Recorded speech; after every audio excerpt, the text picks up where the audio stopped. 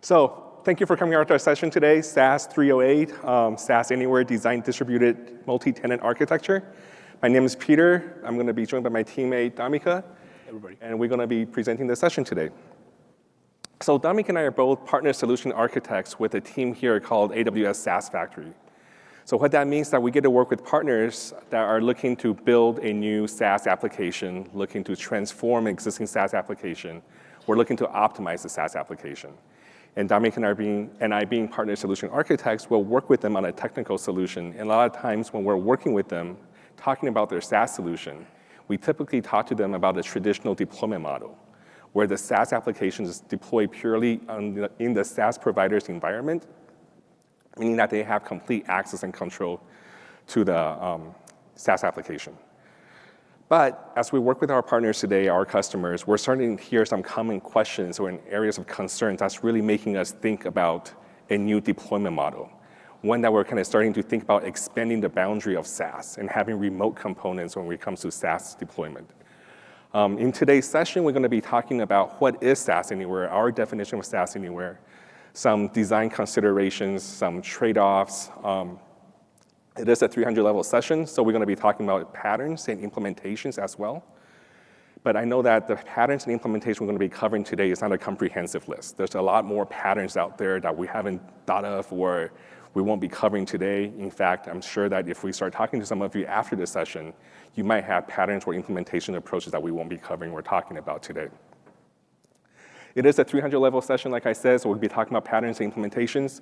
We will not be doing any live demos in the console. We won't be opening up IDE to write code, but we will have snippets of code that we're going to show. So if this is what you're expecting today's session, then really awesome and really happy to have you here. But if this is not something that you're expecting or you wanted something different, we won't be offended if you want to make an exit and look for a different session. Just want to make sure that you guys are maximizing your time here at re:Invent. So with that said, we'll get started on the topic.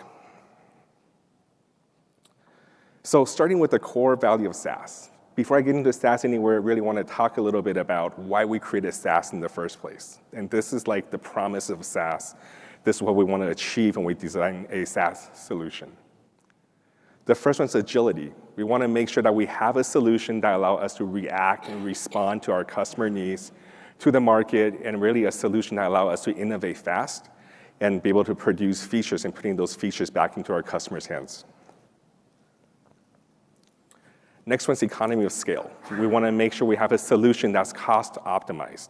In the SaaS environment, typically we associate that partially associate that with having a multi-tenant environment, where that means that multiple customers are sharing the same infrastructure so that we can try to optimize on the cost for operating this solution.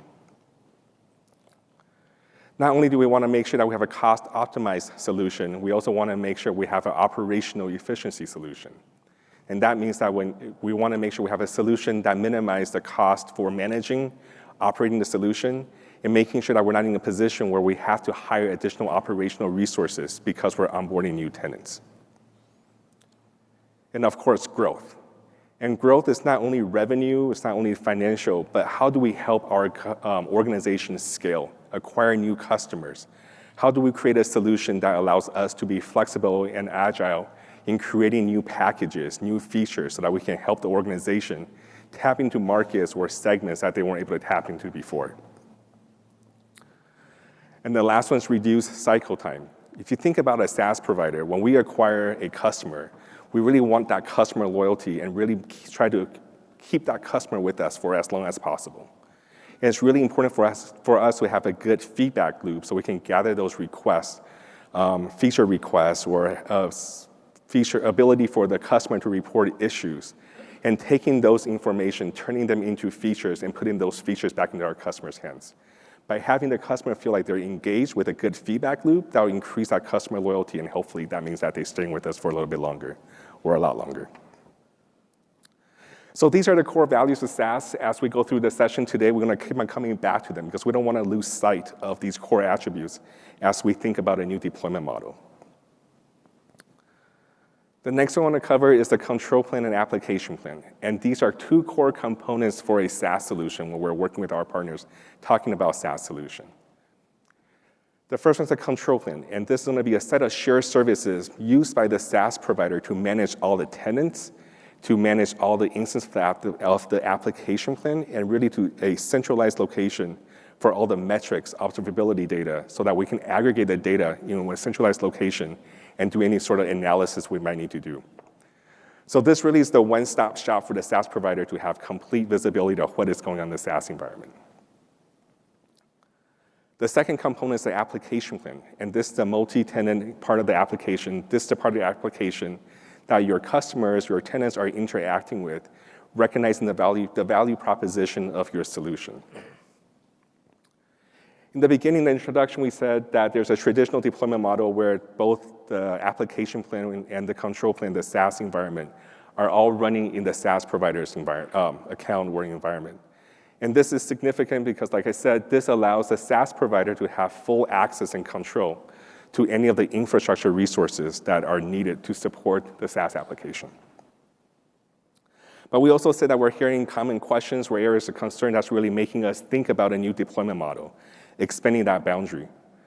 So some of these questions were the motivators that's letting us think or prompting us to think about a new deployment model. The first one is compliance, really the security aspect of the SaaS solution. Customers are now asking, where are the data residing or being stored? Where are the process that's working with those data? Where are they running at? And how can I have more control around the data store or the servers, the infrastructure resources used to run these applications or these processes? The next one is cost effectiveness. If you think about how fast the data is growing in today's environment, in the ecosystem, how much data an organization is working with now, it's not a surprise that we have SaaS solution that's going to be working with this data that the organization has. So do we have a new deployment model that allows us to work with these large volume of data without having to transfer the data back and forth?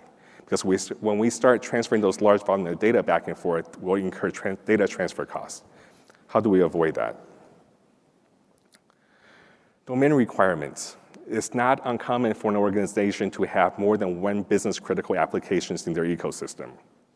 So it's also not uncommon for SaaS solution to have to integrate and work with these external systems. So how do we optimize the integration with these external systems? And some of these external systems may have legacy requirements. And what that means is that not all the applications have easy integration points like an API or hooks. Some of these more older legacy applications, maybe we need to have a component that sits next to those legacy applications, reading from the database or files from the system. So we need to think about these legacy requirements. And then also the latency. We talked about deploying remote components so we can integrate better with the external systems or with these databases. So what kind of deployment model can we have that improves the performance and minimizes the latency so that the application is still as performant as possible? And not all the questions or concerns are going to be tech related. If you think about a company or organization that's looking to adopt SaaS, a lot of them are more accustomed to the traditional software deployment model where everything's running in their data center on their servers. They have complete access and control.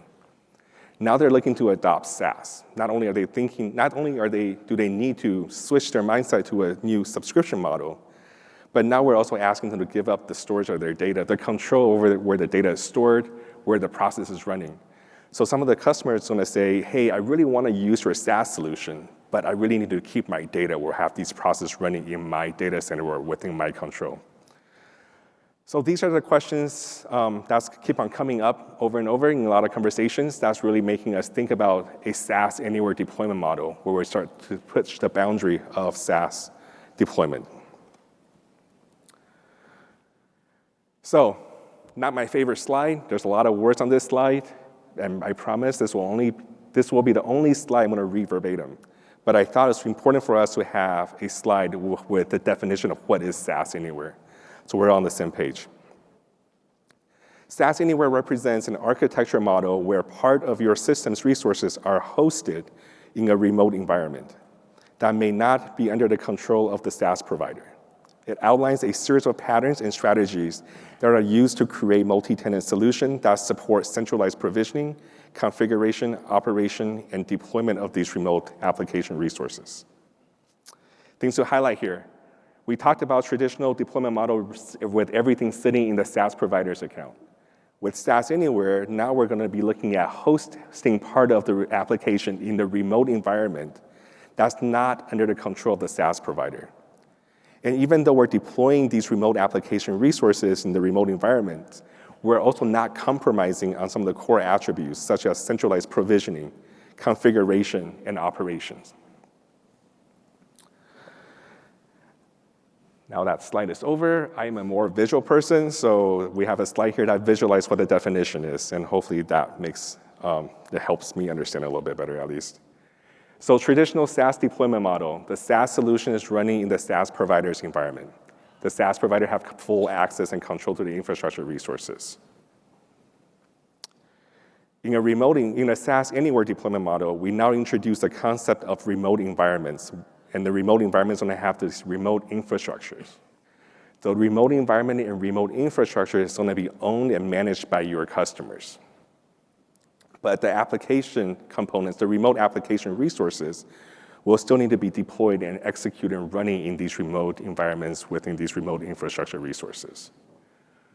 So with SaaS Anywhere, we have to start thinking about not only do we deploy the remote components, but how do we stay connected and have visibility to these remote components. Now we talked about what SaaS Anywhere is, what made us think about SaaS Anywhere. I want to talk a little bit about the design considerations when designing a SaaS Anywhere solution. What are the impacts that you have to kind of keep in mind? The first one is availability and reliability. So for a SaaS provider, it's extremely important for us to make sure that SaaS application is available all the time to our users and is resilient. In a traditional model, that's pretty straightforward because we have complete full access and control to the infrastructure resources. So we control the availability, we understand how that's going to fail over, and so on. But in a SaaS Anywhere deployment model, we now have a shared responsibility. The SaaS provider will still be responsible for any of the tasks associated with the application, but the tenant is now going to be responsible for anything that's related to the infrastructure resources. So tasks such as tenant provisioning, application updates, deployments, the management of the application, and the resource template. The resource template is going to be a set of instructions that we provide so the tenant knows what to deploy as far as the remote infrastructure needed to support the SaaS application. The tenant being responsible for the infrastructure, they're now going to be available to understand the availability requirement, the DR requirement, whether the infrastructure needs to be deployed in multiple AZs or not. They're also going to be responsible for the security of these infrastructures, making sure that they're protected from malicious users, but at the same time, they need to think about how to provide the right level of permissions and connectivity for the SaaS provider to continue to connect to these remote infrastructures and manage the applications. And redundancy. Do I need database backup? What is my backup strategies or requirements? If an infrastructure resource fails, how fast can I send a new one up? So what used to be the responsibility of the SaaS provider, now in the SaaS Anywhere deployment model, we have to think about a shared responsibility model. And that's going to impact our SLA for the SaaS solution when we're talking to our customers. Frictionless onboarding. One of the key elements a SaaS provider should always keep their eye on is time to value. And that means how long does it take for a tenant to sign up for the SaaS application, logging into the system, interact with the system, and start seeing the value of the system. And we want that time to value to be as short as possible. And that really requires us to have a good onboarding process, a frictionless onboarding process. If you think about a traditional deployment model, we have a sign-up page. The user is going to get onto the sign-up page, sign up for the service. And once they provide their information, that's going to kick off an orchestration process that's going to execute multiple tasks, starting with tenant management. The first task we're going to execute as part of the onboarding process is going to be creating a tenant ID, any of the metadata associated with the tenant, the status, the tier level, we're going to store that somewhere. The next task may be user registration. So if we're using Cognito as our IDP, we might be creating a new user pool for the new tenant. We will be creating the first admin user. And that's significant. The first admin user needs to be created as soon as possible so the user, the tenant, can start logging into the system, doing any sort of configuration they might need to do, and create more user accounts. And of course, we're going to create IAM policies to help us have a good, for us to use when we're creating or implementing our isolation policy for the tenant within the SaaS environment. Tenant provisioning. If there's going to be resources that we need to provision as part of the onboarding process, maybe the tenant is a premium tier tenant where they have their own infrastructure. So if we need to deploy any sort of resources, we would do that as part of the onboarding process. And one of the last ones is going to be billing integration. So billing is typically done external to the SaaS application. And this might be a third-party billing provider. This might be your own finance department. Regardless what it is, typically billing is done externally outside the SaaS application. So as you can see in a traditional model, everything is pretty much automated, it's frictionless, users sign up, and magic happens. But now with SaaS Anywhere, we're introducing these remote environments and remote infrastructure. That's going to have an impact to what happens to our onboarding process. We now have to think about a prerequisite deployment. Because there's going to be external accounts and external remote infrastructure resources, the tenant, as part of the sign-up process, will need to provide any account information we need to be aware of. And they'll also download the CloudFormation template, the resource template that we talked about, so they can provision those remote infrastructures. And after the remote infrastructures are provisioned, they need to provide that information back to the SaaS provider, so the provider will now have the information they need to have about the remote environments and remote infrastructure resources. Then that will, of course, kick off the orchestration of these onboarding tasks. So tenant management, user registration, tenant provisioning. And now we have this remote application resource provision. We now, as part of the onboarding process, need to log into those remote environments, access those remote infrastructures, and then push the remote components of our SaaS application into these remote environments. And then the billing integration. So as you can see, when you're thinking about a SaaS Anywhere solution, it's going to have an impact on your whole SaaS application, starting with the onboarding process. And then these are going to be some of the changes you have to keep in mind when designing your solution and how that will impact your onboarding process. The next one is remote management and updates.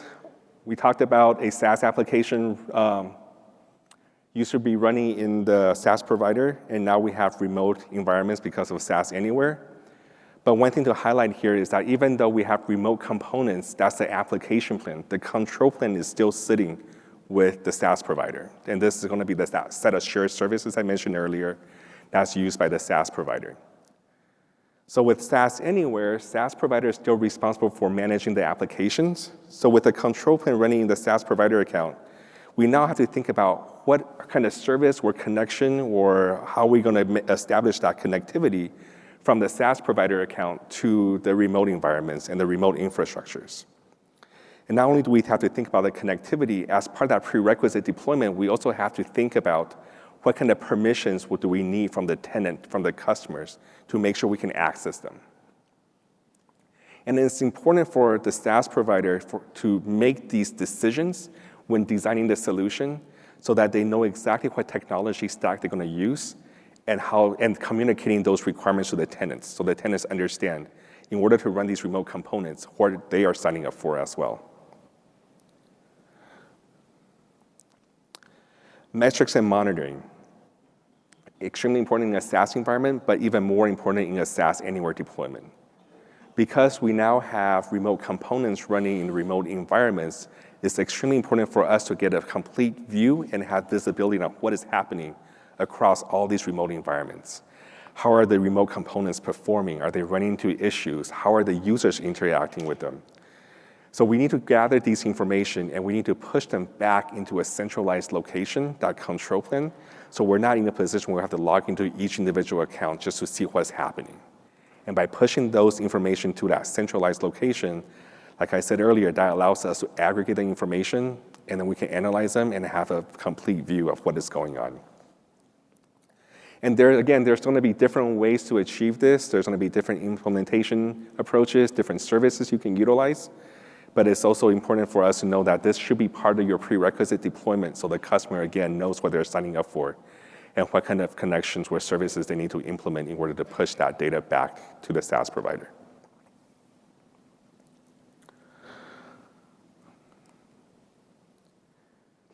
We talked about design considerations, but also want to talk about the trade-offs. When you're designing a SaaS anywhere solution, there's going to be trade-offs you have to consider. Starting with the promise of a SaaS, the core attributes. We talked about agility, we talked about innovation, making sure the application's available, making sure that we have a cost-efficient solution, a solution that we can manage easily and efficiently. But we also talked about the motivators for SaaS anywhere. And we understand that there's going to be conversations, there's going to be requirements that absolutely need to have a SaaS anywhere architecture or design. But it is a scale that you have to balance carefully. We talked about the complexity, how it changes the onboarding process, the connection and the permission that you need to deploy, and that shared responsibility. So when you're thinking about a SaaS anywhere deployment model, really have to think about how much anywhere do we really need. Don't just think that you have to pick up your whole application plan and deploy that whole application remotely, because when you do that, you're adding that additional complexity to all of your services.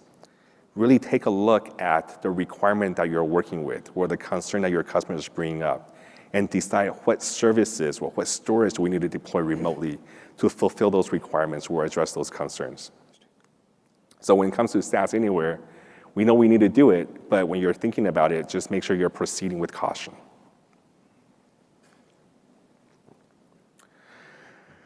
Before we get into patterns and implementations of SaaS Anywhere, I want to talk about the different flavors of Anywhere. And this means the type of environment that your customer is going to be running, or if they have third-party systems that you have to integrate with, where are they running at?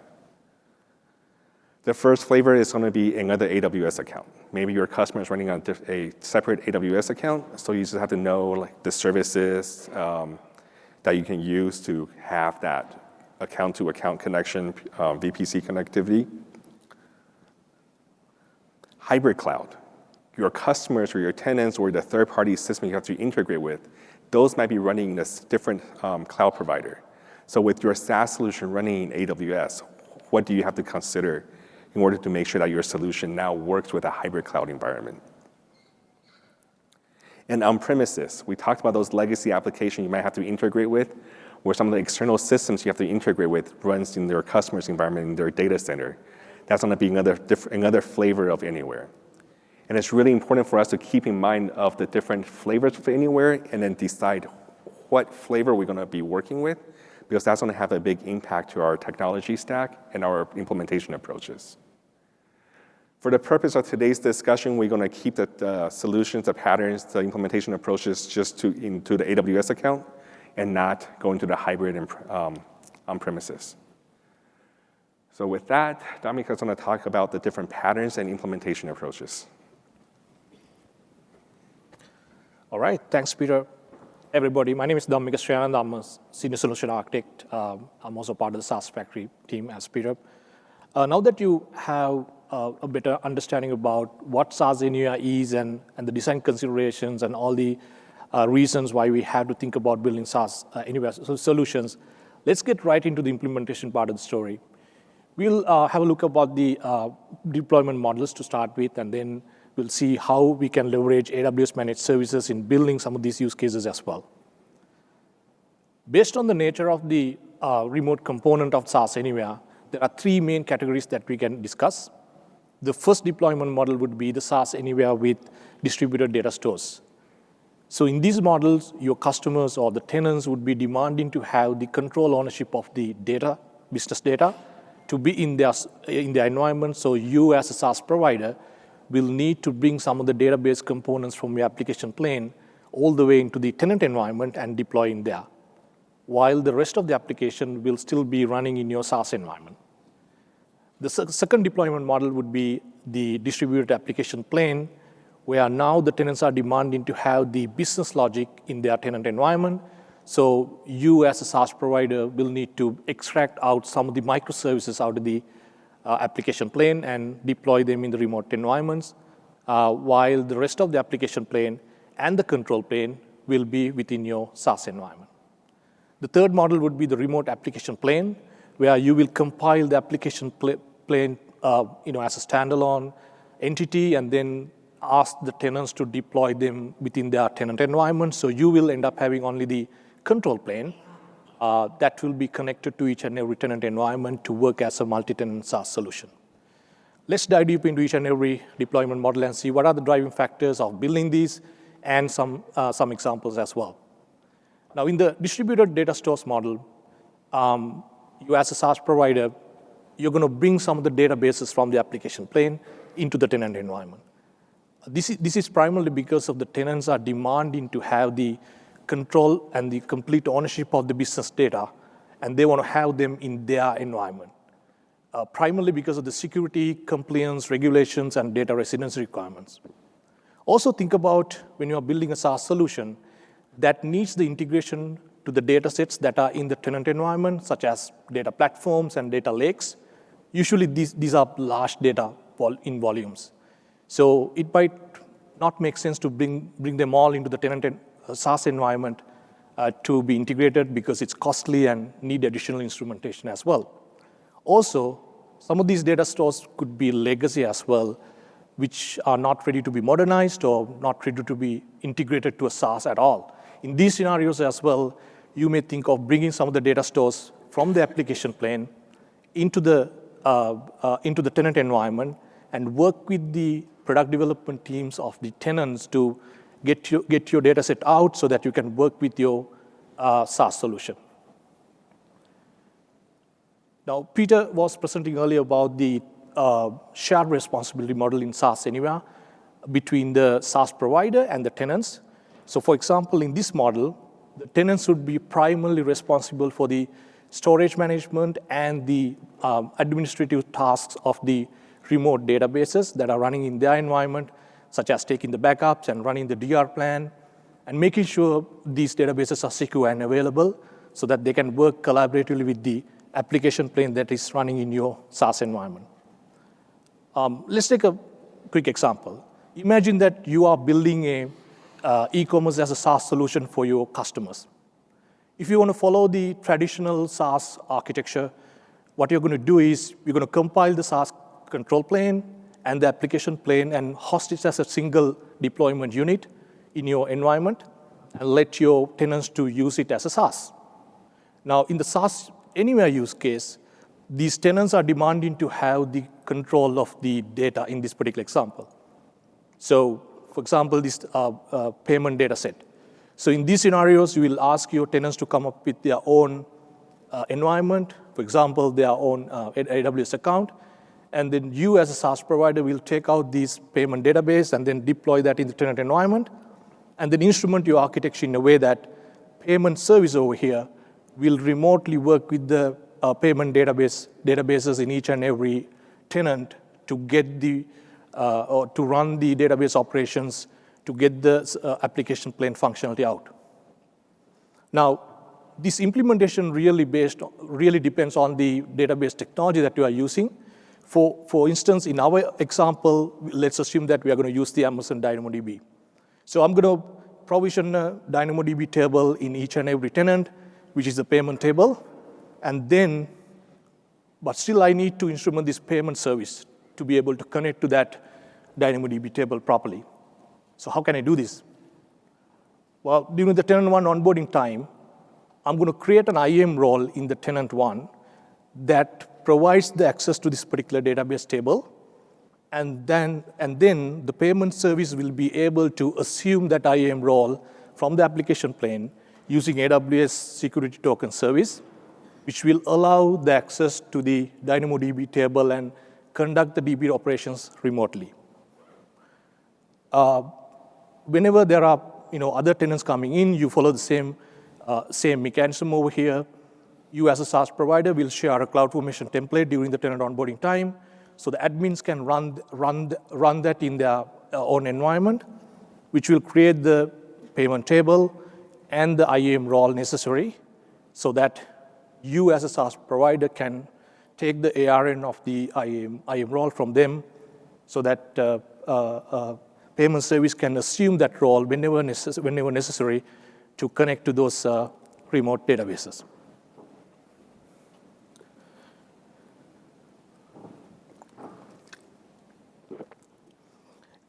It's also interesting to have a look at how these IAM roles and the policies are working together to get this functionality out. As an example, there are a couple of things to be done from the tenant standpoint.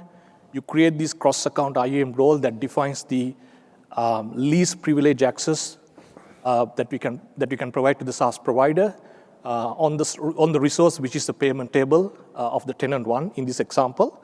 And then the second part of this configuration would be to attach a trust policy into the IAM role that defines who can assume this IAM role remotely. So in this example, I am using the execution role of the payment Lambda service and then provide the permission to assume this role remotely from the application plane. Now, these are all done from the tenant environment. There's a couple of things to be done from the payment service as well. Firstly, to provide the permission to the payment service to call the assume role API for the role that we just created, which is a tenant one role, using a policy like this and attaching that to the execution role of the payment service. When you have multiple tenants, you're going to maintain multiple policies like that and provide the permission accordingly. And with that, we have got the configuration all set up. All what is left is to put some coding into the payment service to get the implementation out. Now, I got a Python code here just to demonstrate. So imagine that tenant one is requesting some remote operation from the payment service. So I got the tenant ID as tenant one, and based on that, I can load the other configurations like role ARN of the tenant one, table name, and the region of tenant one environment. And then I'm going to call the assume role of the AWS STS by passing the role ARN as a parameter, which will return me a credential object that contains the short-living security keys, and that will represent the original permissions that we defined in the IAM role. So what I'm going to do is I'm going to use this credential object to create my DynamoDB client object, client object that will help me to conduct the DB operations remotely in tenant one. Now, as you can see, if we inject those parameters at the top from the outside of the function using, let's say, HTTP header parameters, we can easily make this function more generic and applicable for connecting to all the payment databases in each and every tenant at scale as well. So the idea is that the functionality and the implementation would be different based on the database technology that you're going to use in this particular model.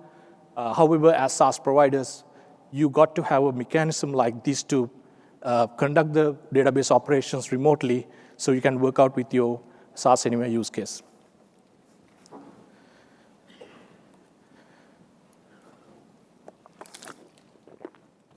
Now, the second model here would be the distributed application services.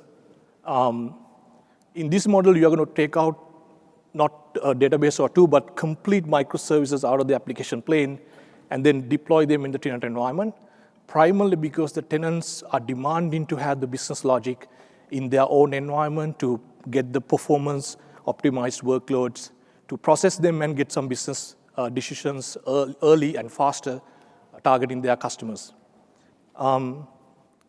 Imagine that you are building a IoT SaaS solution where you have the remote agents. So you're going to deploy the remote agents in the tenant environment. They will produce the telemetry data.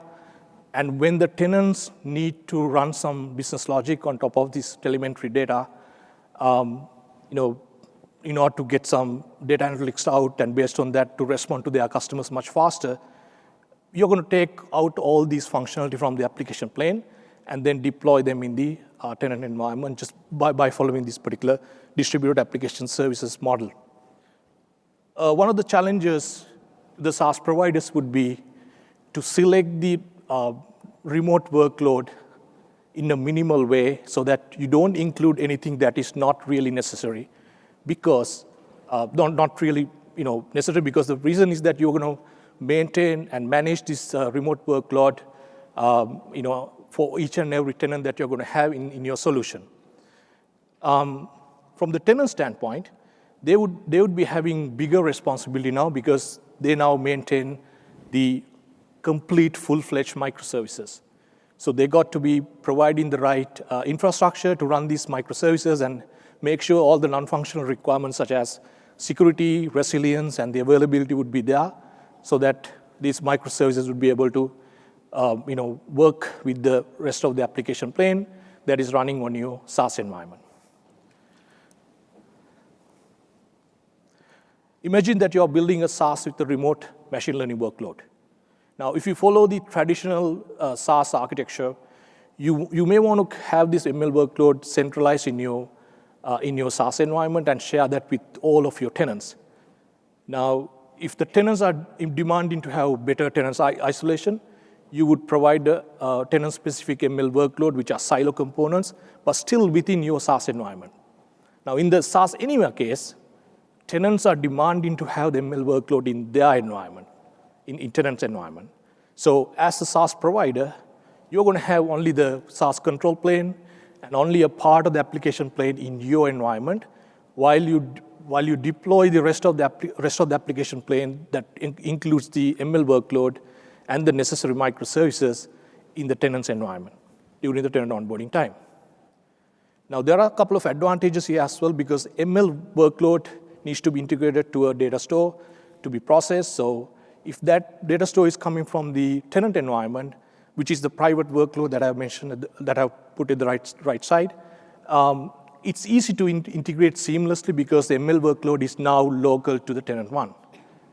And the second advantage would be this model provides a better tenant isolation because if, for example, ML model here would be private to tenant one as well, it is not even exposed to the SaaS provider.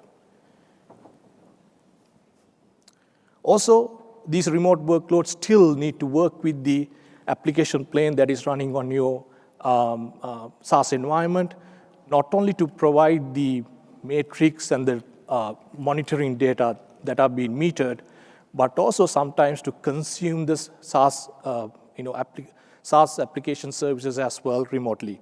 Because of that, the connectivity between the tenants and the SaaS provider is significant in this particular use case as well. So, for example, if you want to have a more reliable connectivity, you may also think about a managed service such as AWS Private Link, which will, as the name says, provide a dedicated connectivity for each and every tenant to connect to the SaaS provider's application plane. So in that scenario, during the tenant onboarding time, we're going to have a VPC endpoint in the tenant one's VPC, and then attach that to the private link, which will allow us to connect to the application plane through a network load balancer. And for each and every tenant, will have their own VPC endpoint and the private link. And all these connections would be reliable, and also the traffic would be within the AWS backbone itself, so that overall performance and the latency would be optimized between the communication of the tenants and the SaaS provider. Now, we can think about so many use cases on this particular model. Based on the remote workload and the needs for the connectivity, you can discuss multiple implementation. But the idea would be for the SaaS provider that two main things.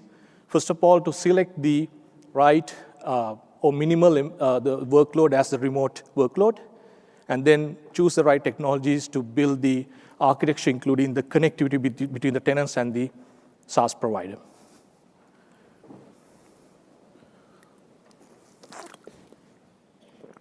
And this final deployment model would be the remote application plane, where you're going to bring the complete application plane and deploy that in the tenant environment while you are managing only the control plane in your SaaS environment as a SaaS provider.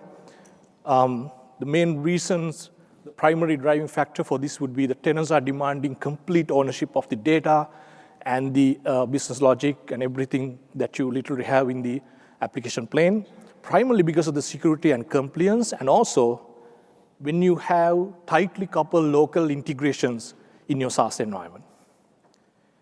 The proximity could be a driving factor as well, where the tenants would need to have these workloads more closer to their customers, where they can provide more performance optimized or latency optimized value proposition for their end customers. Sometimes the organizational culture, non-tech constraints are driving this application model as well, where everyone needs to have the better tenant isolation because of the good reasons sometimes, but some of the organizational cultural mindsets which are legacy will also drive these deployment strategy as well, so that you will end up having a complete application plane deploying to each and every tenant separately. The tenants would be having the biggest responsibility in here, because not a database or two or a few microservices, but complete application plane is now running on the tenant's environment. So they got to have a DevOps team, and they got to provide a right infrastructure to run this application plane as specified by the SaaS provider. And also all the non-functional requirements, the security, resilience, scalability, high availability, all those things should be preserved to properly work this application plane hand in hand with the control plane that is running in your SaaS environment. Think about a cloud-based core banking SaaS solution that you're building, for example. As a SaaS provider, you will have only the control plane in your environment, and you will compile the application plane and deploy that in the tenant's environment, which are the banks in this example. So the private workload box over there in the right-hand side, that represents the cloud-based banking capabilities that you need to integrate to get the core banking capabilities right in your SaaS solution. So you may need to work with the product development team of the banks to get these integration right during the tenant onboarding time. The tenant users, now they have everything that they need in the tenant environment itself, so they'll be connecting to the application plane that is running in the tenant environment to consume the SaaS solution. They don't have to connect to the SaaS provider's account or that environment anymore.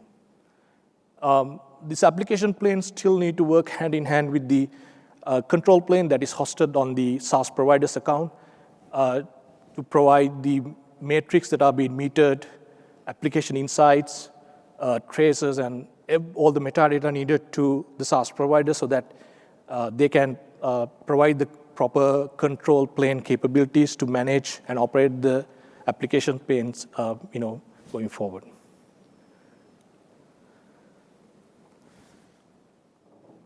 There are so many use cases that we can think of this model as well. Based on the use case, based on the application plane, implementation will be different as well. Think about a healthcare SaaS solution where you need to connect to the patient's information, the health information, health history, certainly a regulated use case, and also you may also want to connect with the existing IT systems of the healthcare providers, which involves a lot of domain-specific integration. So in those use cases, you may think of compiling your SaaS application plane and deploy it as a whole in the tenant's environment, so that you follow this particular the model. So these are the three main deployment strategies that we want to kind of go through on the SaaS Anywhere context for you. And so that will provide the mechanisms to build the SaaS solution and connect with the remote components and remote environments to get the solution up and running.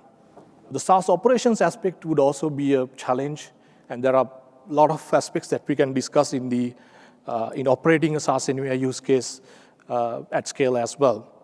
Peter was covering some of the aspects on this, but I just need to dive deep a couple of important things in here. First of all, the remote deployments. So whichever the deployment model that you are going to use to implement your SaaS Anywhere use case, you need to manage and maintain the remote workload. So in here, as an example, I have taken the SaaS provider's DevOps account in the left-hand side, where we have the CI/CD pipeline.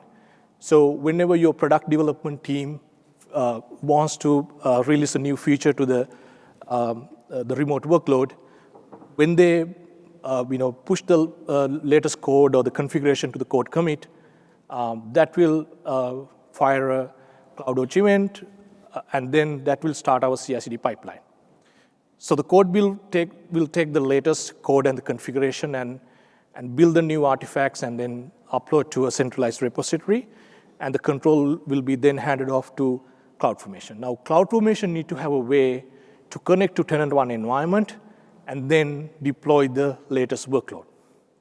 Now, in order to get it done, I'm going to have another separate IAM role during the tenant one onboarding time in that environment that will provide the permission to run a CloudFormation stack remotely in tenant one environment.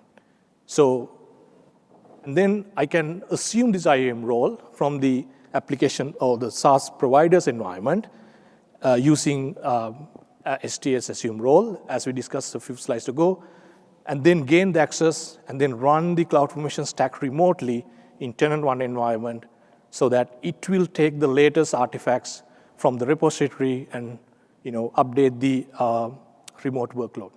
There's a couple of things that you need to make sure as SaaS providers. First of all, you may need additional instrumentation here to maybe handshake with the SaaS provider's account to let it know what is the status of the deployment, and if something goes wrong, how do you handle the rollbacks and all these kind of metadata. And secondly, you need to update all the tenant environments with the same version, same latest version. So your CI/CD pipeline should be able to loop through and deploy the latest version in each and every remote environment. That is very important. Otherwise, it will be compromising your overall agility and the operational efficiency of your SaaS Anywhere solution. And the next aspect would be the cross-account observability. So as SaaS providers, you would be wondering, how do I know what tenants are doing, and how do I get the access to the metrics that they are metering, and all these kind of observability and the monitoring aspect. There are open source tooling and the partner solutions that you can leverage in getting this cross-account observability done. Leveraging Amazon CloudWatch is another way. So idea here is that remote workload is developed in a way that all the metrics that are being metered, application insights, traces, logs, everything will be pushed to the tenant-specific CloudWatch instance for each and every tenant. And then we enable the cross-account observability feature of CloudWatch that will help to sync all the data in each and every tenant into the CloudWatch that is running on the control plane of the SaaS provider's account. So this will help your DevOps teams to access these metrics and all the application insights coming from each and every tenant's remote environment. And also, it's easy to extend this data set and build a cross-account monitoring dashboards and the platforms for better DevOps aspect.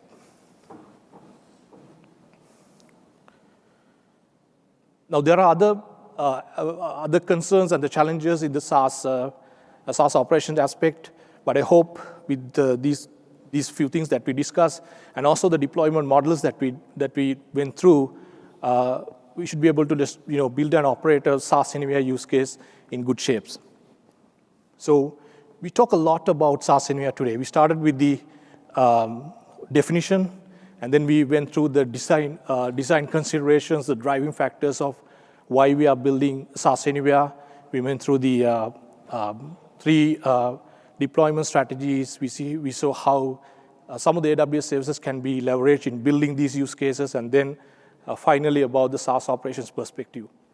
On summary, SaaS Anywhere provides mechanisms to SaaS providers that will help to push the boundaries of the traditional SaaS architectures, where we can bring the components from the application plane, such as databases,